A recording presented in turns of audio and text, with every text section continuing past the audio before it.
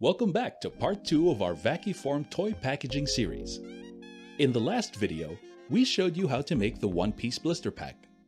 Now it's time to move on to the two-part blister pack. Like we said in part 1, this type of blister pack includes an insert with a negative of the toy to keep it more secure and overall give it a nicer presentation. Unlike the single blister bubble, this will take a little more work. After getting the dimensions of the blister bubble, get the inside dimensions for the insert. Don't forget to factor in the sheet thickness, so make sure there's a bit of an allowance so that the insert can slide into the bubble with no problem.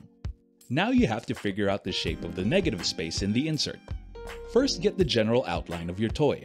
When you design the space for the toy, again keep in mind the vacuforming principles. Follow the general contours of the toy, but be mindful that you don't create undercuts or overhangs. You essentially want your toy to be resting snug in the space, but not too tight that it gets trapped in the insert. On the sides of the insert, you may want to add ridges for a bit of sturdiness. Once you have finalized and produced your insert tool, it's time to vacuform.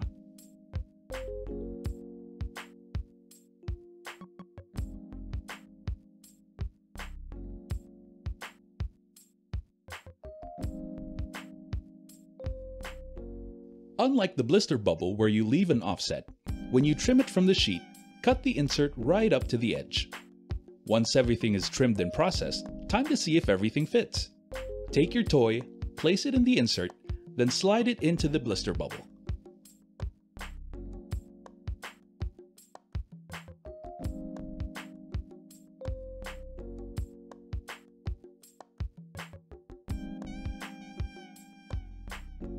And there you have it, the two-part blister pack.